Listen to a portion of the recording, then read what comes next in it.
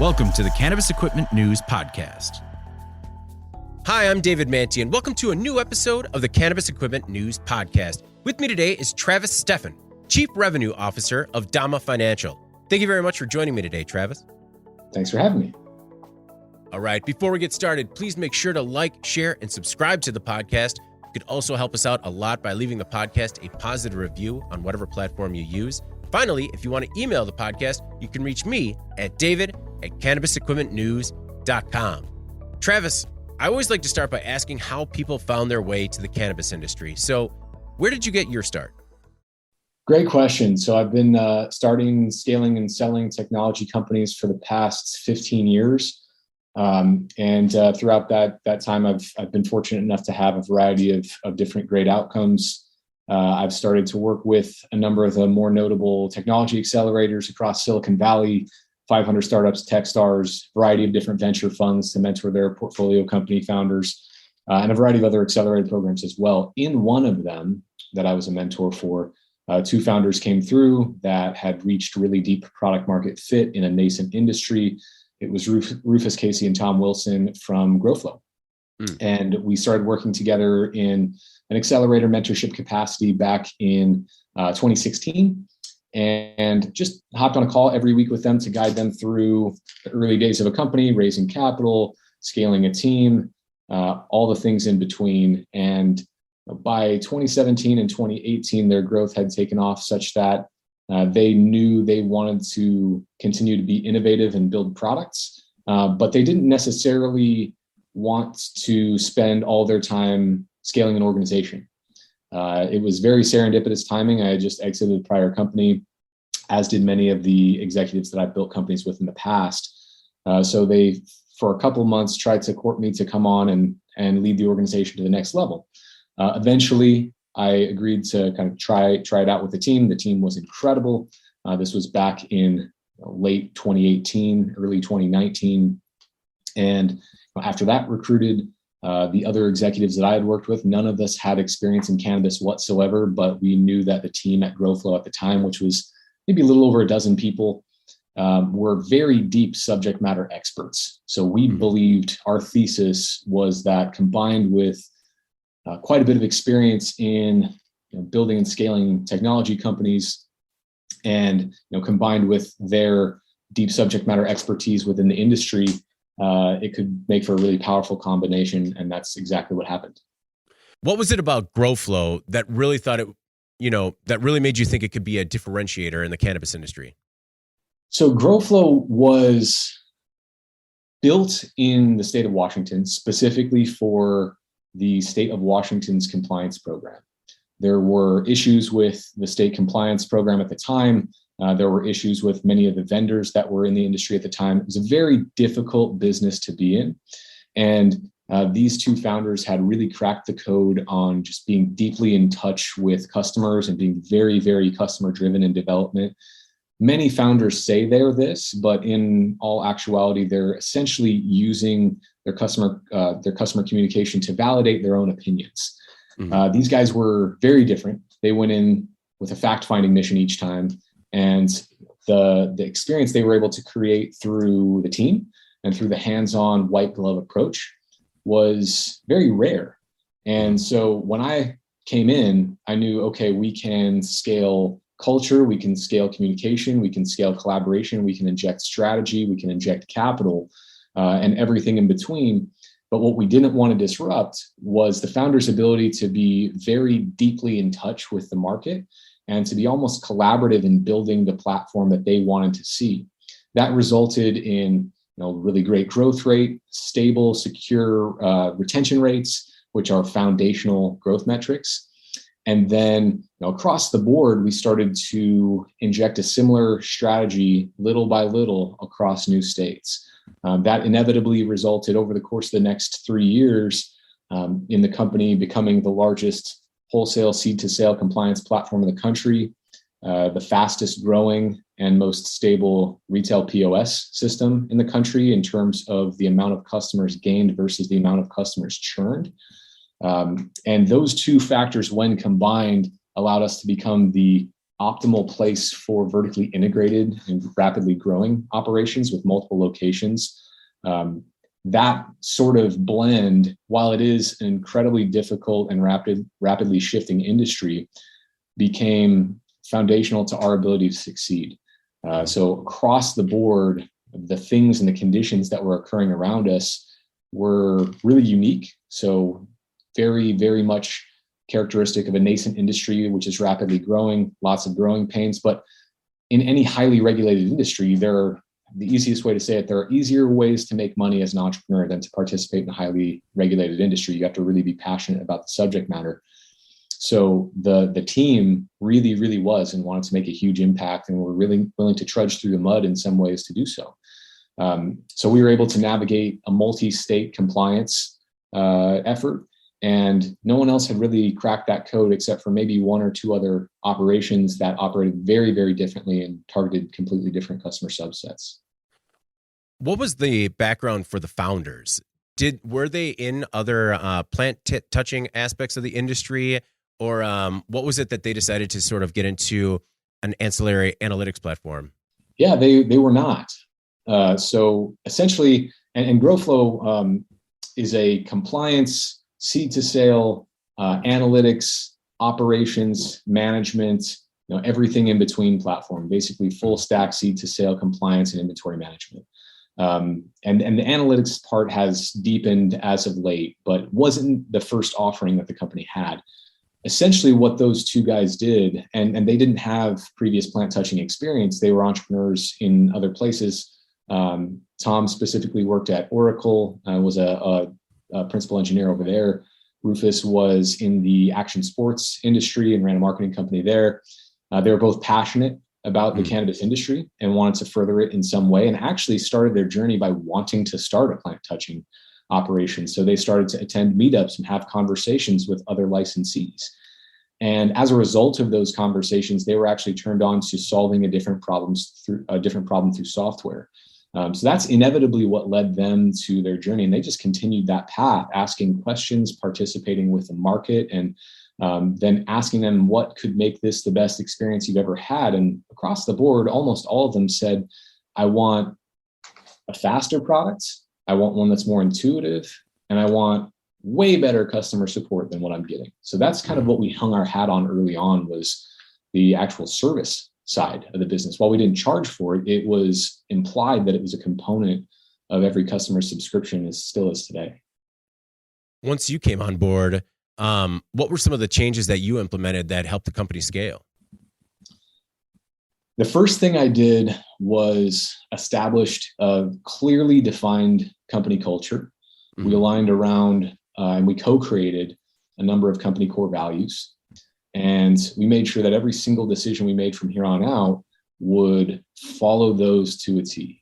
And once the team really believed that that's in actuality what those were, and saw a difference in contrast to other companies they had been a part of in the past, where those values just collect dust on the wall all day long, and they were able to contribute to the deepening of our philosophy of building a company. That was the first and the most important change that we made. And it was never something that we reached. It was always something that had to have consistent effort every single day, even to this day.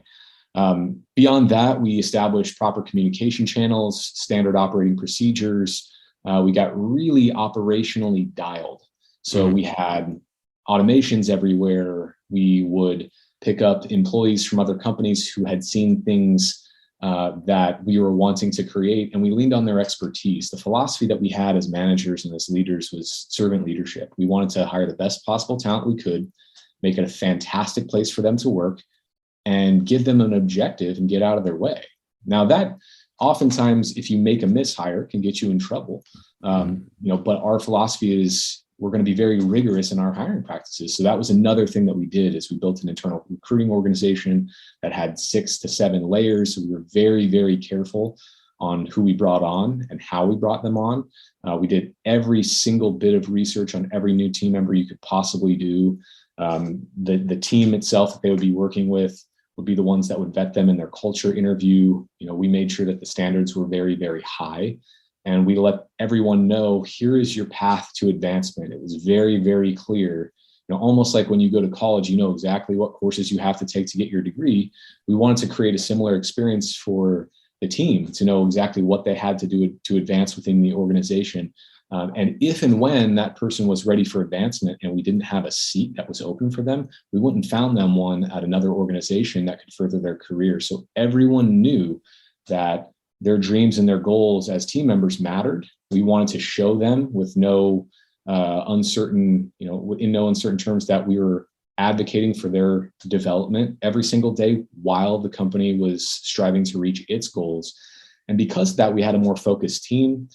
We had a more creative team, and the team knew, even on their last day, when some of them eventually got poached to go run teams in other companies, we would celebrate them. The culture that we created was really, really, really great. And it's one of the things I'm most proud of in my career so far. What were those core values? So they evolved a little bit over the course of the company's life. So, for example, the core values were one thing until we went and raised our Series B in April of 2020, right before the pandemic. And then we redid them. And we wanted to create a higher performance culture that allowed us to scale faster. And that's what we raised that round for. So we had 7 at that point in time. And now that GrowFlow has been purchased, fast forwarding it into the future, now that GrowFlow was acquired in February of 2022 by Dama, the world's largest financial services provider in cannabis, there are different values now as a combined company. But at the time, the core values that worked really well for us, we had 7 of them, which was be customer obsessed, which we kind of more or less stole from Amazon. Success leads clues, right? So we wanted to make sure we were learning from other very successful organizations. Over communicate, we got that one from Patrick Lencioni, and his executive coaching group, the Table Group, and all his dozens of books that he's written. Challenge respectfully. We want to create a challenge culture where our team members and our knowledge workers felt empowered to actually push back on leaders, whereas in prior organizations, they felt afraid to do so. And they were thinking through a lens of self-preservation rather than co-creation. And that happens in most organizations, and we wanted to squash that from the very beginning. 4 was extreme ownership. Same title as the very famous book by Jocko Willink and Leif Babin, one of the most impactful books I've ever read in my journey as an entrepreneur. 5th was kind of a combination value, stay curious and stay scrappy. This ensured that we always maintained a culture of experimentation. And even though we were a venture-backed company, we didn't want to fall for the trap that most companies fall for, to default to throwing money at problems or throwing people at problems. We wanted to throw our brain power at problems and to do our best to pretend as though we were bootstrapped and solve them together. And that's what fueled our culture of trying things, hypothesizing, testing, etc. 6th was do less, better. Which means we want to maintain a level of focus that most companies in the industry could not maintain because they wanted to do so much to get the short-term sale that they were not able to go deep and become the best in the world at one thing. And 7th was results get rewarded. We wanted to make sure that, and I'll pull no punches on this one, we wanted to make sure that we could align our team members' individual greed, which we all have, whether it's PR friendly or not. We're all, the Byzantine general's problem, quote unquote, is everyone is going to inevitably operate in their own self-interest to some degree, even if we pretend we don't. We wanted to align our own team members' greed with our organization's goals. And we wanted to be explicit about the fact that we were doing that. That could have been financial in nature. It could have come from praise and advancement and responsibilities or whatever deeply motivated that individual. We wanted to align those rewards for them and unlock them over the course of time as per their output and results. There were some of those values that over the course of time we lived more than others. In an organization, each team's embodiment of those values looks a lot different.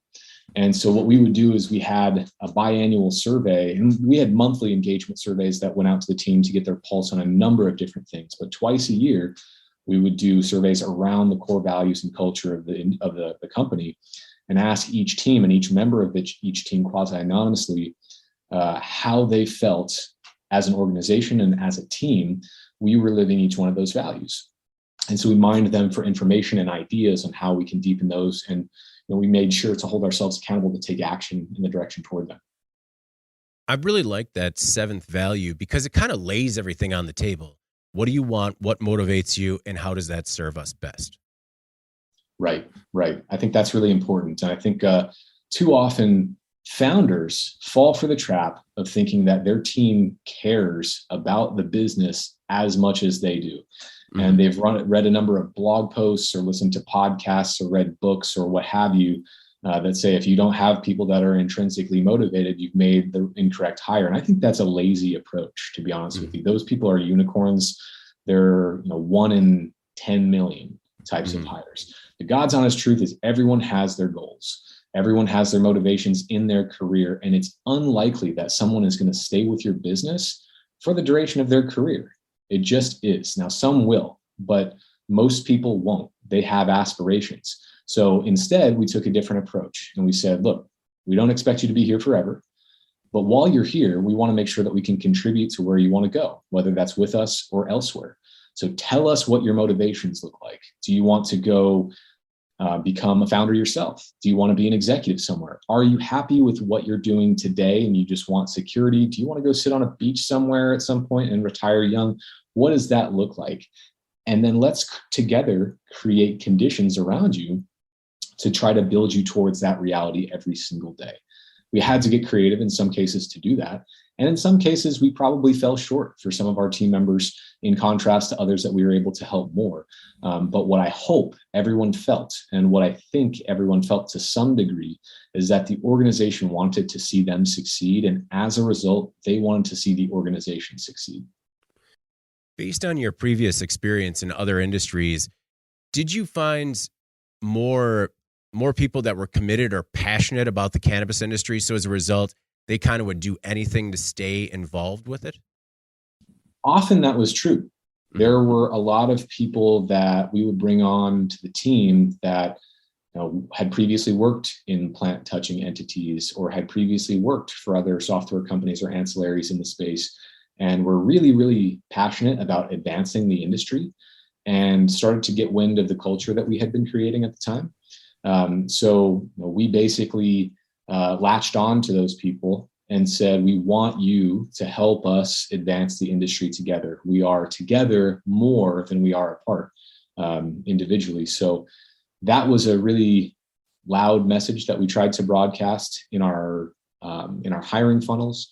We also put out a lot of materials, podcasts and so forth, content that were really contributory to our ability to hire great talent, because we talked so much about culture.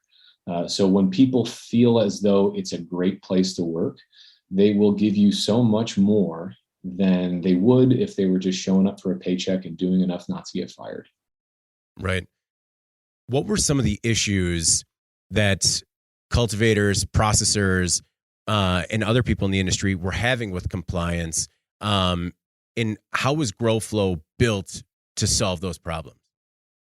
Well, make no mistake, compliance adds pretty much zero value to a plant touching business outside of keeping their license.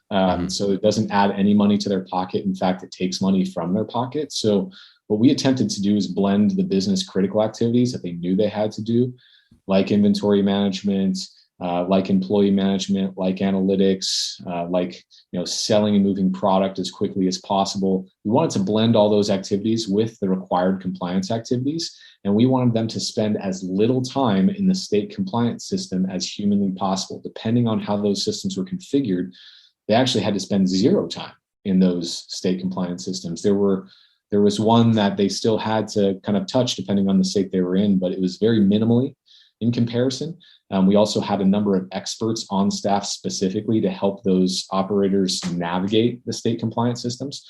So effectively what we did is we wanted to make their processes easier. We wanted to save them a tremendous amount of time every day. We wanted to eliminate their mistakes and accidental illegal activities, because that is a real problem with the state compliance systems. They actually allow you to take illegal activities and then hold you accountable for them. So our software had safeguards in place. to ensure that operators were not able to do that. What's more, we built over the course of time a roster of former plant touching subject matter experts that served as our what we called our customer happiness team and our customer success team. And those teams were devoted to both a proactive and reactive response to giving those licensees the human touch, making sure that they felt taken care of, making sure that they didn't feel confused and afraid, because most of them know a lot about their business, selling cannabis, growing cannabis, right? They're not lawyers. They're not compliance officers. Some of them weren't even previous entrepreneurs. And a lot of them are doing this on their own dime. So being able to, at the very least, alleviate the stress and anxiety of not knowing a very rapidly shifting and poorly communicated set of requirements from the government, not knowing whether or not they'll just randomly be rated or anything like that. What we found is a lot of the state compliance organizations, the independent ones, would actually, work with GrowFlow to ensure that they could test, they could basically, when they were hiring their inspectors and their enforcement officers, they could actually use GrowFlow customers as training sites. And it was a way to dip their toes in the water with a compliant and well-run organization before they walked into one cold that was a mess. What were some of these accidental illegal activities? Well, it really varies by state and by the point in time. But certain activities, like sales over certain purchase limits, or certain types of plant movements, or how each licensee is performing various activities based on what each license is allowed to actually do in each state. Those are possible within certain platforms without the licensee knowing that they're illegal. The licensee, of course, is going to assume that all the actions they can take in the state compliance system would be compliant, but they're just not. And that's still the case today. With these rapidly changing and poorly communicated compliance issues state to state, how does your company stay ahead of it, to make sure that all of your partners in disparate states remain in compliance? I'll give you two answers. One was before we were acquired by Dama Financial, and one since we were acquired by Dama Financial. So before we were acquired by Dama Financial, the answer was we had in-house compliance staff that kept track of every single thing that each state government was doing in the moment. Those teams would work really closely with our product and support teams and also our sales teams to make sure that everyone was in lockstep with what the truth was and what the reality was. So in essence, every conversation we had with licensees served as education. So even though we were at times trying to sell them things or trying to solve a problem or fix a bug that they were experiencing, all of those calls added value because those licensees knew that they could ask questions and we would have answers for the most part. And if we didn't, we would go find them. Since we've been acquired by Dama Financial, which the transaction closed in February of 2022, Dama Financial is the world's largest financial services company in cannabis. Together, the combined entity serves almost 3,500 licensees nationwide in some capacity or another. They do FDIC insured banking. They do, consumer payments. They do payroll. They do cash pickups and armored service providers. They have smart safes, all these different things that have an even deeper level of scrutiny because outside of just being in compliance, they're also in financial services. And as a fintech, you've got a tremendous amount of additional scrutiny to follow. So we actually have gotten better at that as a combined entity because we've blended two of the most tightly regulated organizations you can find in any industry, finance and cannabis, and we've blended them into one package. So effectively now, if you're doing business with any of Dama's products, including GrowFlow, what you can count on is the fact that the team behind it are by far and above the best in the business. Everyone has kept tabs on every single thing that's happening. Legislatively, we've contributed to those types of bills. We've got relationships with the largest financial institutions in the world, the largest cannabis companies in the world. We're listening and working with them every single day and making sure that we can evolve accordingly. According to your website, you now have nearly 1,500 cultivators, processors, distributors, and retailers that are customers. Do you serve one group in particular better than the other, or does the GrowFlow platform, is it equally strong for all of them? Yeah, the numbers you gave were just actually on the GrowFlow product. So at Dama now we serve more than twice that many. Right. And many of them are, and that number is probably a little old because we've cross-sold a number of those companies into each other's products. So there's now a blended suite of services, throughout compliance and banking and finance, et cetera, for all of those companies. And that's been a dream for especially the larger operations and the multi-state operators and so forth.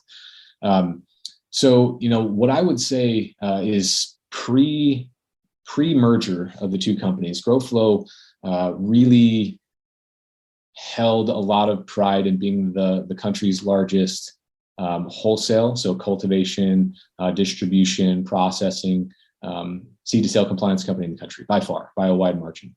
And it also had the fastest growing by percentage retail point of sale software, retail tools in the country as well. And that's evidenced by a number of the different reports that are out there that are publicly available. For every 10 customers that came on, we would lose about half of one, maybe. So that was, twice the rate of any competitor. That was largely down to the fact that our service team was far and above the best one in the business. And, if you look anywhere on the internet about GrowFlow historically, 95% of all the positive reviews, and there are a ton of positive reviews, reference that specifically. So that's really what we built for, and the strength we wanted to augment. As a combined company, that has continued at a faster rate. So at this point now, while we have still continued to serve and maintain leadership in wholesale seed to sale, what we now have done is we've shifted a lot of internal resources to be more innovative and be more focused on retail companies. We felt that they have been the most underserved, despite there being a plethora of service providers in the industry today. And we have now, where we used to be 90-10 or 80-20 wholesale to retail, we're now more like 50-50 in terms of new incoming customers, and that trend is going to continue to rise. So I would expect by the end of this year, it being more like 75-25 retail to wholesale. So that's something that we've been really, really excited about, because we feel that by deepening the fit for both, we believe that the future of the industry in many states is vertically integrated, if it's not the reality today. And because of that, having one cohesive tool stack, the data flowing seamlessly from one to the other without clunky third-party integrations, you can be confident that what you're seeing is reality. And that the fact that you have one single neck to choke if you feel like you want a change made, you can feel confidence in anything that you're seeing, whether it's in your banking portal or consumer payments or payroll or your cash pickups or your point of sale software or anything in between. How would you describe the software? I've only looked at the screenshots and what's available on your website, and it seemed like very straightforward, easy to use dashboards. How would you describe it? For the most part, if you're looking at the wholesale product, it looks a lot like a Kanban board. So left to right flow. The goal was to make this as intuitive as possible for customers. When we started to work with customers, a lot of them had, especially for wholesale companies, so they're, your cultivators, your processors, your distributors, et cetera, their operations were so dramatically different, licensee to licensee, that we basically had to accommodate for hundreds of edge cases. So the platform is actually highly, highly configurable on a state-by-state basis. So that was, one way to think about it. It is very much catered to the unique compliance needs of each state because they are so dramatically different. It is state system agnostic as well. So the product more or less works in the same or similar ways, regardless of the state traceability system from the government. From a retail perspective, our emphasis has been speed and maximum visibility. We wanted to make sure that each licensee could, transact business at the rate of their customers coming in rather than the rate of their software. And our retail customers have been the most vocal for the features that they want to see, the things that would make their lives easier, the things that would save them time. And by being very customer centric, just in the last year, that platform has evolved by leaps and bounds to the point where we serve some of the largest chains in the country now. You've mentioned time savings quite a bit. And the number you have on the website, which might be dated now, says that you save people 43 hours each week. Is that still accurate? Are you saving people more time now since the merger? That alone, that is an incredible achievement. Yeah, that would have been kind of like the mean benefit for GrowFlow specifically. It is a lot more, especially since the two companies have come together as one. For example, there's in most states, the banking and cash nature of most of these businesses, it's so heavy and the risk is so high. A lot of the times that they would have to drive hours, have one of their employees drive hours with a pallet of cash by themselves to the bank. And a lot of times they would be subject to theft and they would have to be very careful. It was almost like it still felt like the black market.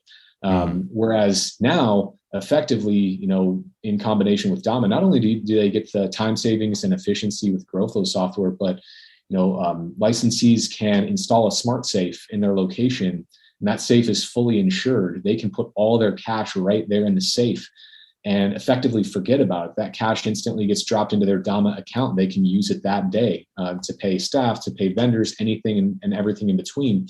And then as that safe fills up, an armored service provider comes and picks it up and takes it right to the Federal Reserve.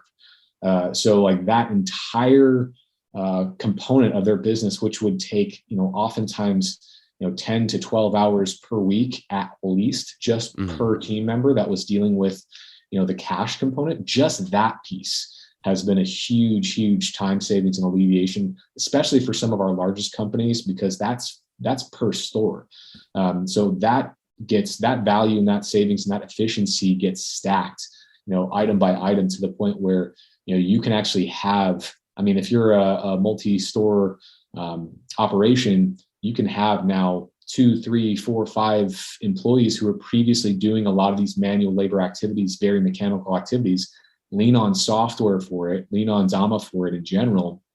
And those people can now be, actually doing revenue generating activities, sales, marketing, customer advocacy, signing up new customers, forging new partnerships, etc.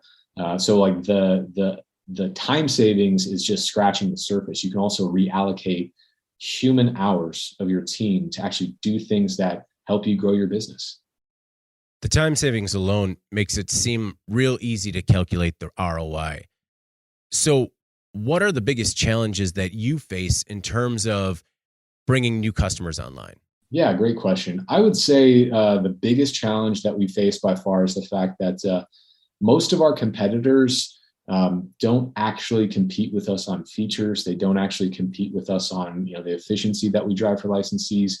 They actually do a lot less in that regard. So the strategy is cost centric. They want to just race to the bottom on price. And there are a lot of licensees who hear that and who see those prices and opt to potentially make a switch. So we basically say, all right, look, this is what you need to know.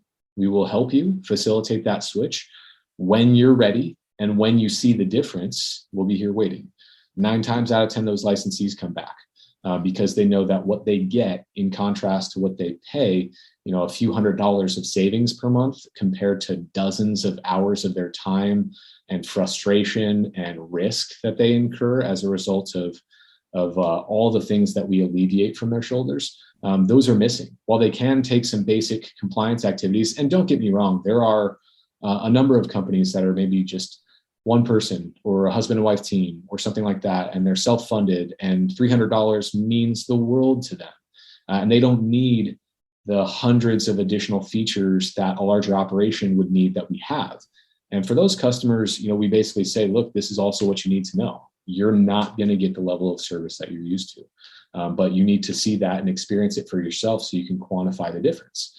So we actually encourage our customers to try, other and evaluate rigorously, competitors who are promising lower prices for the same experience. And the God's honest truth is it takes a lot of people, a lot of really high level people to provide that experience. So it's not easy to replicate, and it's impossible to do so for the prices that a lot of competitors are charging. So I would say the race to the bottom is real. It's a distraction from being able to offer value to the licensees.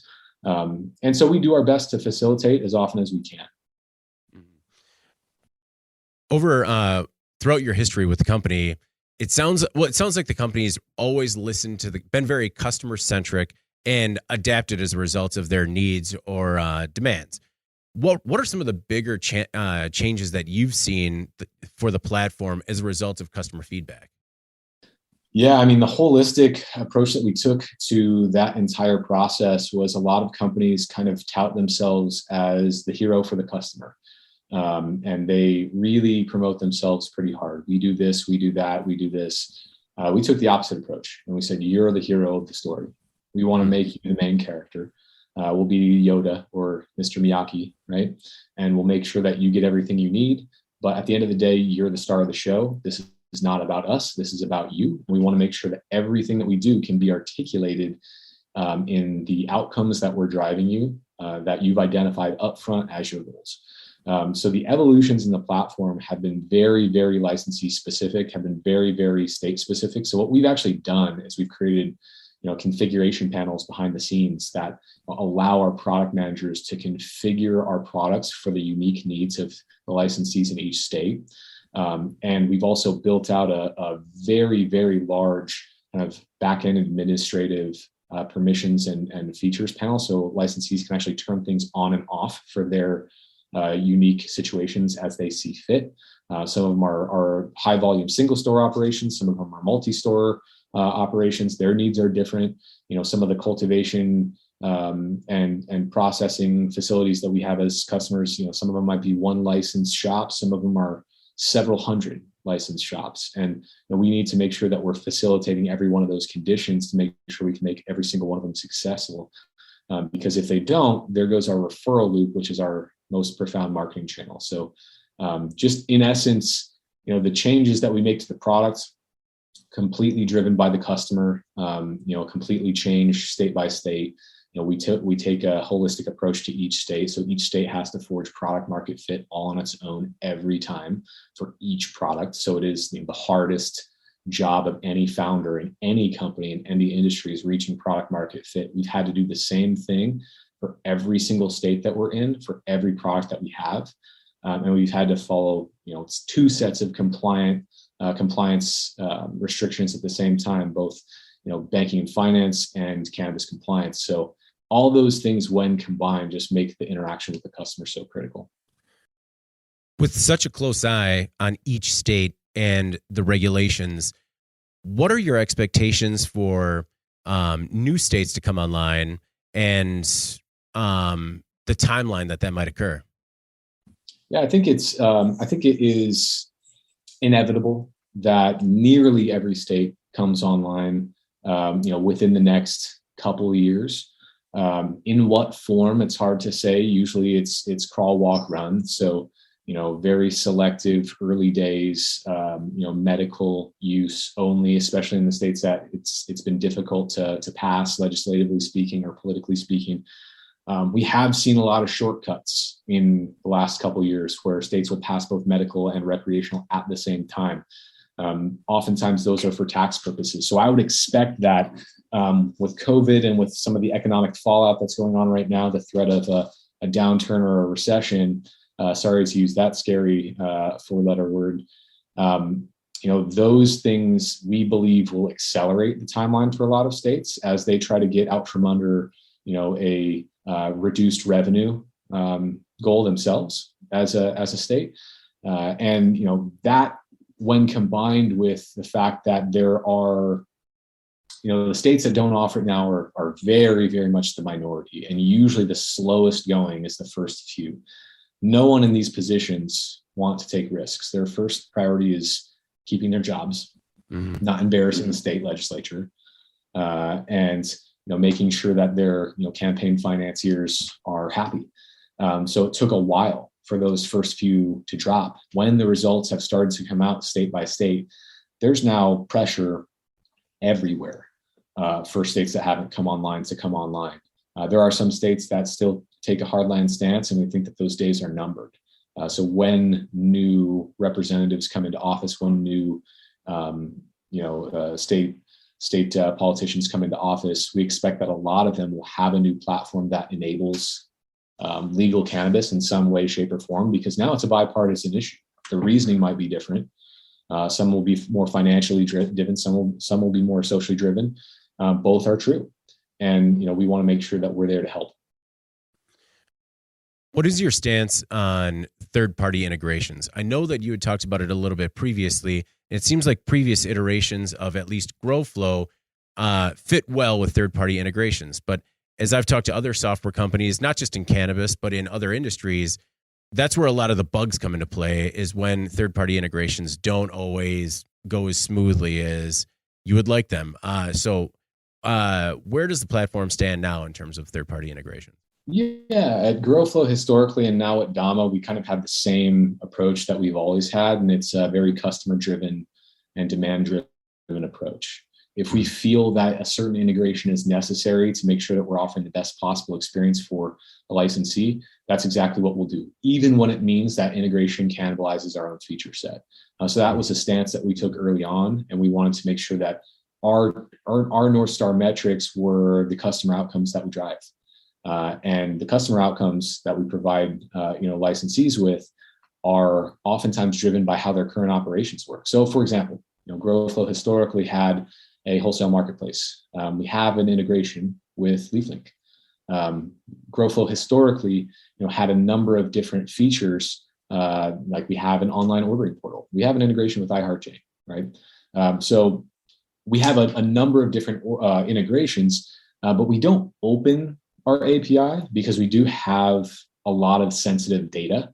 And because of that, we're very, very conscious of who uses it and how. We want to make sure that the integrations that we allow are supporting our licensees and their privacy, supporting their customers and their privacy, are making sure that we're exclusively spending as much time as possible on what licensees have asked us for, rather than trying to build features for the sake of our own growth rate. And there have been times in the past where we could have likely grown faster ourselves by doing things in a slightly different way.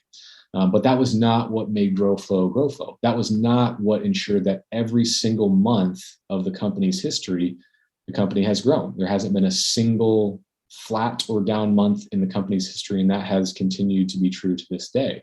With the combination with Dama, and Dama has a very similar philosophy in that regard. It's very, very customer driven. The restrictions are higher, especially in financial services, because we need to make sure that our banking partners are kept happy and know that their data is safe as well, and so forth.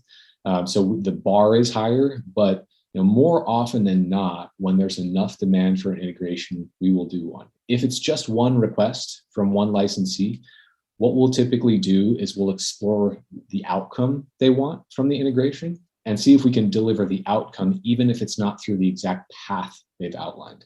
However, if enough of them ask for the same thing, we'll just go ahead and do that. How has life changed for you since the merger closed in February? So this was actually the 8th exit I've had as a founder, co-founder, or CEO in my career. And every single integration post acquisition is challenging in its own way. You have two different organizations with, in this case, about 100 people and about 140 people coming together and trying to very quickly mesh cultures, communication, collaboration, technology, decision-making, et cetera. Both organizations are asked to really trust each other very deeply, despite not really knowing each other very well. All while making sure that the trajectory of the company and our ability to serve our customers remains up and to the right. It's a very complex environment in that regard, but For me, it's one that I'm definitely familiar with. So we made sure to lay out in the very beginning, here is what we can expect. It is going to be challenging in unique ways that many of us haven't experienced before. It's going to be exciting in other ways that many of us haven't experienced before, but we're in it together. That's been really exciting over the past 3 months, since the merger has closed. As one company, we have made pretty substantial strides already on our ability to serve more licensees faster and more deeply than we ever have. Our team, are starting to gel more. We're starting to get folks on a good operating rhythm and a good cadence. And across the board, we have aligned around goals and metrics and ways of doing things. So for me, the most exciting part is seeing how the team reacts to change. The team was very rooted in the culture and the highly automated operational nature of the business before the merger. And we came together because of the fact that our strengths as businesses really complemented each other. What GrowFlow was great at, and what GrowFlow was weak at, the contrasting realities were true at Dama. So we knew that there would be things that we could learn from each other and take advantage of together that wouldn't be available otherwise. And beyond that, we could create unique differentiation for the market, for the licensees across the board in the entire United States, that just didn't exist and still don't to this day. Like being able to blend the type of platform that GrowFlow has and the type of financial technology that Dama has, that's unique. It's one of a kind at this point. So that's what we're all really excited about. How did GrowFlow and Dama come together? We began by exploring a partnership. We found that a feature that we were building was rate limited by just how many of the licensees on GrowFlow were unbanked. And we were searching for a stable solution to have an answer for our licensees. And we were not finding one. There were a number of vendors who claimed that that's what they offered, and we tried all of them. And then our director of marketing, Sean Weiss, who had been with GrowFlow since the very beginning, even predated me, he actually brought Dama to the table and said he had had some fantastic conversations with them. They were interested in having a conversation. So we explored a partnership for a long time. I was able to build a relationship with Dama's CEO, Ang Hatsopoulos. She's very, very smart and experienced in her own right in fintech, as is the entirety of their executive team. They're incredibly high-level folks with decades of experience in financial technology and some of the largest technology companies in the world. And that was really impressive to me because I knew that in order to get to the next level that we wanted to get to, and we had grown the company really rapidly since the very beginning, but we knew that the next wave was going to have to be very unique and special. We needed a lot more differentiation really, really quickly. And, as we started to talk about, and we tried to explore Dama's goals for the future, and they were exploring our goals for the future, what became really apparent really quickly was that our goals would instantly be reached by merging with them. Their goals would instantly be reached by merging with us. And we were able to just do the things that we felt we wanted to do together a lot faster and a lot better than we were able to do apart. So both parties were looking for a 1 + 1 = 3 or more scenario, which every entrepreneur is chasing in an exit scenario. And we were very fortunate to have found them. We're really excited about what's to come. So what's next for you? Are you going to be with Dama for a while? And I also like to wonder if you plan on staying in the cannabis industry, because I see so many people come from different sectors. They come to cannabis and then they're there for life. Is that your outlook? Great question. So I plan on being with Dama for the foreseeable future. We have a lot of big goals to achieve together. So that's my plan. I want to make sure that it's a successful integration of the two companies, and that can take some time. I want to make sure that we can reach a lot of the goals that we collectively have, and that also can take some time and focus. I also, kind of as an entrepreneur, I'm satiated still to this day by the mentorship that I provide to new founders coming through accelerator programs like Techstars and 500 Startups and a plethora of others that I work with. So I get to satiate that desire to be involved in other industries, every single day in some capacity. I also selectively do work one-on-one with later stage founders and help them, navigate the epic roller coaster that they're experiencing every single day. Because, you name it, I've gone through it. The highest highs and the lowest lows that you can experience as an entrepreneur, and have come out the other side. And so that has been one of the most fulfilling things outside of GrowFlow and Dama that I've been able to do in my career.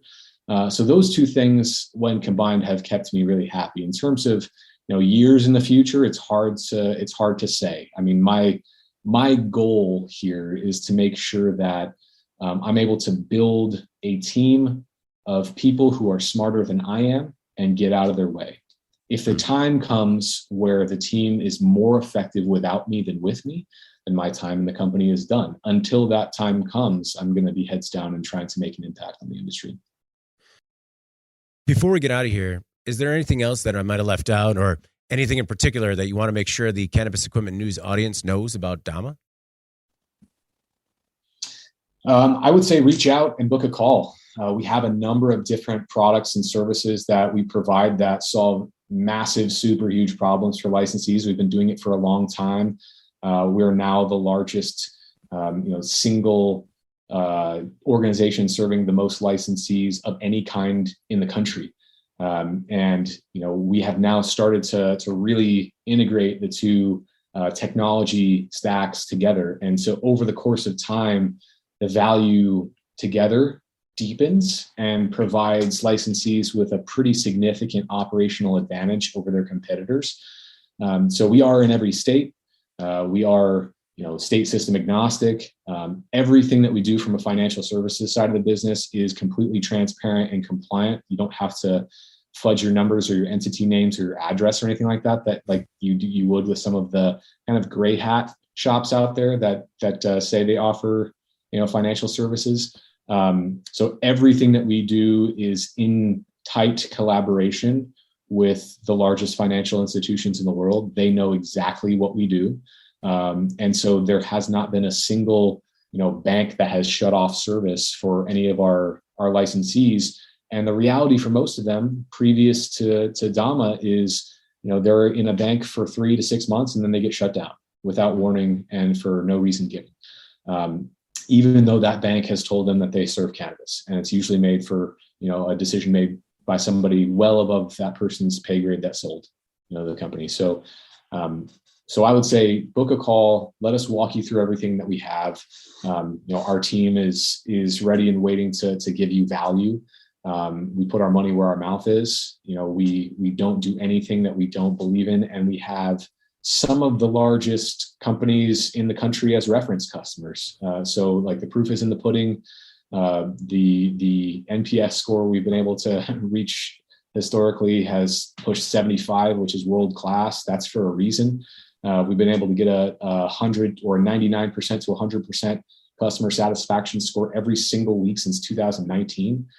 So those are not by accident. Those are our North Star most important metrics. And that comes by providing the best possible experience for licensees. Well, Travis, thank you very much for taking the time today. I really do appreciate it. And, learning more about what Dama has done and plans on doing in the future. Thanks for having me. All right. Before we get out of here, please make sure to like, share, and subscribe to the podcast. You'd also help us out a lot by leaving the podcast a positive review on whatever platform you use. Finally, if you want to reach the podcast, you can reach me at david@cannabisequipmentnews.com. Also, you can subscribe to our newsletter. Make sure you get the podcast sent to your inbox first. All right, for Travis Steffen, I'm David Manti. This is the Cannabis Equipment News Podcast, and we'll see you next week. Thank you for listening to the Cannabis Equipment News Podcast.